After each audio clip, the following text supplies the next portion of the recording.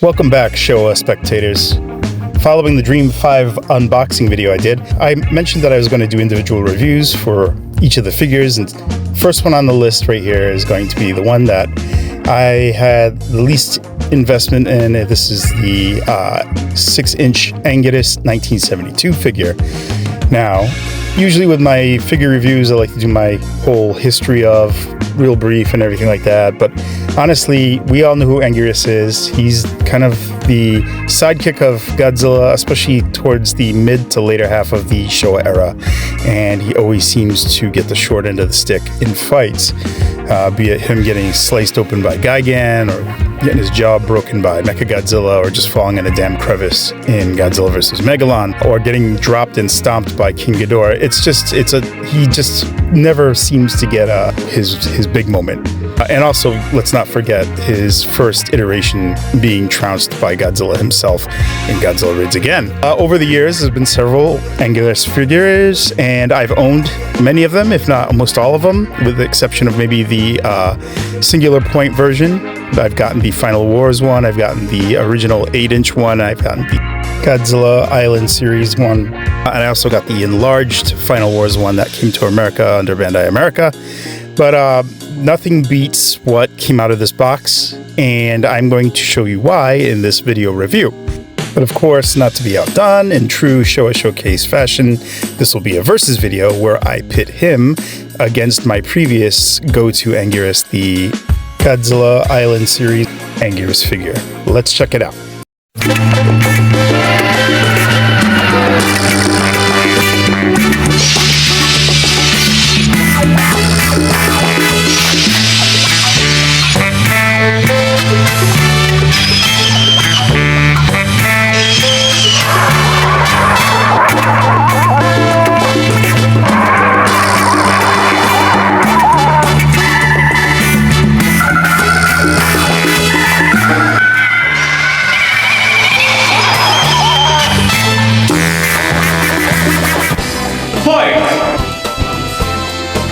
Anguirus is a monster mainstay in the Godzilla pantheon of kaiju on Monster Island and a lot of his movies.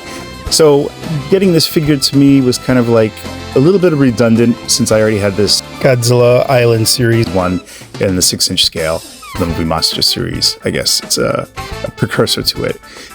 There's really not much more done here than what was done in the previous one. Obviously, there's a size difference, and there's some few minor things that improve on the original recipe, but the main comparison here will be between the styling of how this was sculpted. We're looking at something that was done from a larger mold back in the 90s to today's modern aesthetics. Now, looking at these two, you can see that the overall aesthetic is more realistic on the newer Dream 5 one, and the 1998 one is more about the Sofubi softer impressions, like I was mentioning in my Minya video. So here, we'll start with, obviously, colors for both. We'll start with the Godzilla Island. Let's get this guy out of the way. So, cast in a kind of warm, chocolatey, grayish brown. The whole body is cast in this color, and the soft, squishy vinyl. You can see from the bottom, the majority of the body is cast in this. Only the spikes and the top of the tail have this metallic gold. It's really nice, and it really breaks up that darkness. His head crests and his nose horn are in this ivory, as is his teeth. And the teeth, the thing particular about the teeth are they're nicely painted. The claw nails in the front, as well in the back, also share this ivory color. So they're kind of sprayed on there. They're not painted in the way that the teeth are, in a nice, like, pristine way. I mean, look at those things. The eyes, white, black pupil, standard Bandai fare. You can see it right there. This has also got these darker sprays around the body, around the elbows, on the top of his forehead. You have these three, like, kind of lines in the middle of his body, on the lower abdomen, and also on his ankles, which is interesting because it really shows the paint effort that Bandai used to implement on their vinyl figures. And I'll switch over to the new guy. And this guy is great. His color matches a little bit more with what you see on the screen. It's not so chocolatey. It's more of a muddy gray brown. The whole body's cast in this color, of course. We get these same areas covered. The shell has now more of that ivory color that was used on the previous one's nails and horn. Looks really nice, especially that the back of the spikes don't have that color, so it gives it some dimension. Now we'll focus on his horn. His horn has a warmer ivory as well as his head crests. You can see here, if I bring it close enough, they have kind of like a off color, almost a dirtier ivory color. I guess it's kind of like a tan or a beige. His toes have a kind of a whitish spray. It's different from the other bone appendages or bone protrusions on this figure, which is usually they're kind of uniform in most cases. Let's zero in on the eye, which is beautifully painted. You got the white eyeball, but you have a brown iris with a black dot in the center, and it really pops. The teeth, he looks like he had a toothpaste nightmare. I mean, he looks like from far away he's foaming at the mouth, because unlike the 1998 version, these ones are just slathered in white paint. Now, let's bring these two back, and we're going to take a look at the sculpt of these both. And then starting with the earlier mold, so you can see that the body scales here they're nicely detailed. They're molded in throughout the whole body. You get some variations like on the lower abdomen where it doesn't have that same scaliness in the same style. The feet obviously have nothing but the indicia, but there's also a change in it when you get to the neck and the head. It gets a little bit more gravelly, especially on his forehead. It gets really kind of just modeled right there. But the thing with this is that it's a very soft kind of texturing, especially with the main body scales you can see all around. But you look at the shell, the thorns, or I don't know what you would call them, the spikes jutting out are very, very random. They also have, if you look inside, like a pattern of some sort of gravelly pit. And the tail also has those same spikes jutting out in random fashion. Again, focusing on those teeth, man, they did a really good job of separating each one of those. I mean, look at that. That's high marks for me. It even separates the main tusks too. Look at those. Look at the front. I mean, you can see clearly like each individual tooth. That's a beautiful paint job. I think this scores higher than the Dream 5 version. Let's just say that. Now, bringing in the Dream 5, we'll take a look at his sculpt. And his sculpt is good, but is different style again. Again, with the scaling on the body, the scales look a lot more defined and more sporadic. They're not so uniform. You can see that we have some suit depressions around the knees and the elbows. You get more of that scaliness around the head. It kind of starts to go into the upper cheeks, but then again, you get that little gravelly area on the top of his head. Interesting. The tail's also covered with that same spiky scaliness. And you get some extra like protrusions here and there that I never noticed on the costume in the movie, like these little thorny spikes sticking out of the back of his legs. You also get those same thorny spikes protruding in the front. I've never noticed those in the movie, and I just think that's really interesting. Yeah, they got them on both sides. They jet out pretty good. It kind of gives them a little bit more of a dangerous element. The underbelly has kind of that same wrinkly kind of texture, but a lot more of wrinkles. And it's funny, you get this like kind of double chin underneath his jaw that protrudes out, and you get that little neckline that kind of separates the lower ringlets from the upper scales. Horn is nice. Again, you could see that the eye ridge is there. Now, the spikes on his tail, also very random. They feel better here, but they're not painted, so it's hard to like decide which version is better. I'm not sure, but the spikes on the back, man, look at that. Very, very, very defined. They stick out more. They feel better on this one than they do on the Godzilla Island Series one. Let's get another look on in the face front. Look at that. When you see him face forward, he looks good. That horn, those teeth sticking out, those eyes, man, that crest on his head. everything is good. That nostril, it's got some white paint splotches there. I think this is perfect. Now, when we get to the articulation, the Godzilla Island series from Bandai is basically your standard. You got the leg movement. It can do a full 360, by the way, which is wonderful because you would think the spiked carapace that would kind of get in the way, but no, there's full clearance. Same with the front arms, total 360. Look at that. Wonderful. No head movement, and of course, no tail movement. What did you expect? This is as good as it gets, and honestly, that's all you really need. Anguirus wasn't really turning his head around in the movies. You could position his legs to kind of give him more of a quadrupedal stance instead of a guy on his knees, crawling around. Now with the Dream 5 one, we do get pretty much the same amount of articulation with one exception, and it's not in the head because the head is glue sealed, as you can see right here. However, you can still get the arms to do the full 360 rotation, which is wonderful here, wonderful there, and the legs, even with this sculpt, can still pull it off. And they barely cause some friction with the shell, but it's more about where you place it with the forearm, like I just showed you right there. Now, the tail moves. Interesting. I did not see that in my bingo card, but that's great. But here's the thing. These spikes, they come into conflict with the painted carapace. So be careful when you do move these guys, because sometimes you do get blockage, like right here. This will come into conflict with that, and you just have to kind of finagle it. You want to rotate it for whatever reason. But yeah, this one actually levels up over the Bandai Godzilla Island series just by 1 point more of articulation. So we're going to take a look at some of these. We got Gigan from the same year, 1972, with the Dream 5 1972 Anguirus. And yeah, they look pretty good together. He scales really good with this Gigan. He is at the exact head level where that buzzsaw cutter could just bore into his skull and spray blood all over the screen, which is what we all want, right? But I don't know. But it's good. He's right there, him charging up, getting an eye full right there. Boom. There it is. They look wonderful. They look like they stepped right out of Godzilla vs. Gigan, aka Godzilla on Monster Island. Full turnaround so you could see. Looks like a good set right there. Beautiful.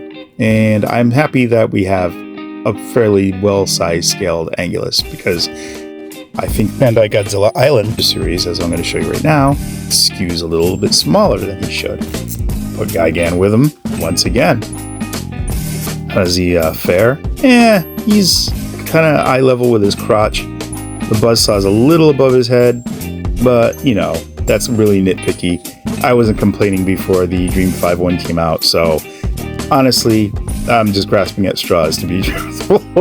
These two look good together too, and I think that the fact that they both have the metallic gold, they pair well really good.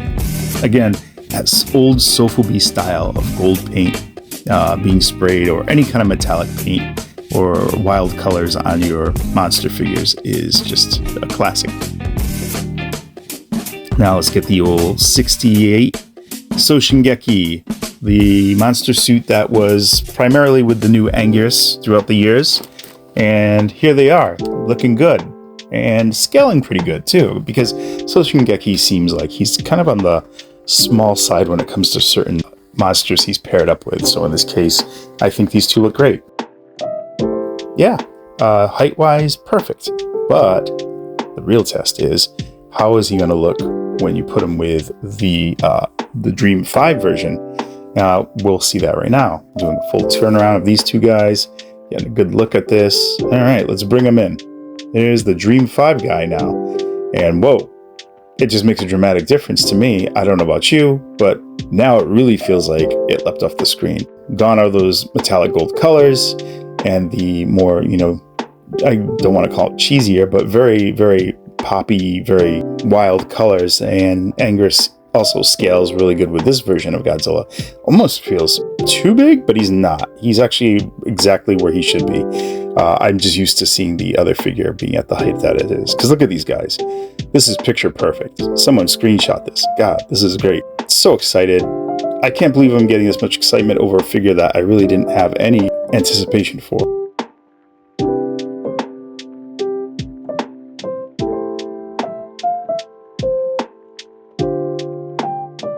Now, here comes a big moment. We're going to assemble all the kaiju I have from Monster Island. We've got Gorosaurus, we've got Baragon. We're going to bring in Rodan, even though he's the 56 version. He's going to just have to stand in for now. We're going to bring in Baby Godzilla, or a teenage Godzilla. Yeah, let's move him over here because he's a little too big in the shot. And who's missing? Let's think here. Well, we got, the big guy himself. Of course, we have to bring in Mothra in larval format. Let's just get her and wedge her in. Probably right here is good. And we have one more that needs to come in here. Unbelievable, there he is. It is Varan, the Unbelievable. And man, look at this. I mean, all that's missing is Kumonga. This is pretty much the Destroy All Monsters Monster Island cast right here. Oh, Manda as well. My bad. We're missing Manda and Kumonga. Come on, Bandai. Let's get it finished. We don't know what's going to happen in the next couple of years in terms of imports, but we need to get these figures now. Now, speaking of having Varan here, it's pretty interesting too, because Varan was, in my previous reviews, always viewed as a large figure. However, again, he's such a weird shapeshifter to me because he's got it in length, but height-wise, sometimes he looks big. When you put him next to Soshingeki Godzilla from 68 Godzilla from Bandai, he looks big. But with this Anguirus, and with this Anguirus, 1955, I don't know. I mean, they're all very big beasties in terms of length. Now, 55 is obviously stylistically different than the 72 one, but they're both sculpted with the movie suit in question. So they're both really good Anguirus figures, and if you love Anguirus and you don't know which version you want to get, you can't go wrong with both. I'm sorry. Look how long this guy is. I mean, he's just a big dude. And then this guy, he's no slouch either. He's actually big as well in hand. A lot bigger than I thought he was going to feel. So yeah, these are both great choices. You've got one from the 55, the OG, and then you've got the one that carried the rest of the Showa era, the 72. And you can see the differences in the design theory as the movie line, or as the movie monsters aesthetics progressed. Let's throw in the Godzilla Island Series 1, and now you can really see it. You can really see it now here. The 1988 version definitely is kind of a sore spot. Now when you look at him, the more realistic Bandai goes with their Sofubi, it almost feels like these are becoming obsolete. But let's let the real judge come in, use his hands to give us a proper score.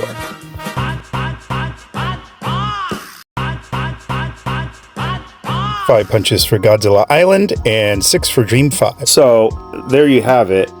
These are the two that I wanted to pair up, especially when I knew this figure was coming. I wanted to see how much of an improvement it was going to be. I mean, you can just see the way that they studied the movie suit with the Dream 5 one. Just everything seems to work better.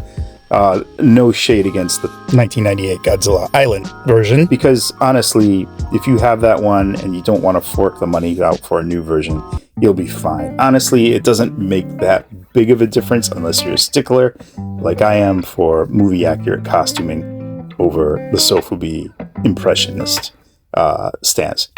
So yeah, in my opinion, this Dream 5 one is the winner of the versus match here. This guy is great. He wins because he has got great detailing on the teeth, just all around. You can't beat the paint apps on that guy. This guy, he wins because, well, not because of those teeth, but because he's got superior, detailing, sculpting, and his size is bumped up. And he also has that extra tail articulation that this guy doesn't have. So it's really apples to oranges. Honestly, I don't know. In the recent years, I've started getting more interested in the classic style Sofubi, so it's hard to kind of say I'm done with the other one, but he's definitely going to my son's toy collection, and I'm going to keep this guy because I have to make room on my shelf. And so, if you have any doubts whatsoever, to me, this is a pretty definitive Anguirus. Comment down below. Let me know what you think. Like and share this video. And if you really, really, really feel like being generous, please subscribe. I have plenty more coming. I still have to do the rest of the Stream 5 box set. I'll see you later. Thanks for watching.